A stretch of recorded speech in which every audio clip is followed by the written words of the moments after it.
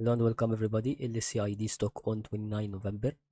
Let's see that step by step. We can go for the price that we want here. Okay. So absolutely the thing is it's going to that matters in this level. Maybe 30 until it reaches 13 and then it went to B10. So the difference between this level, which is going to be 10 USD, and this level is going to be about here the difference between 30 and 27. So that is going to be absolutely the zero Fibonacci level that we are going to search about, and this will be after it an innocent increase in momentum on a low side stock. That's what we actually want to see during the process of the technical analysis. Hope you benefit from what we saw here on Lucid stock.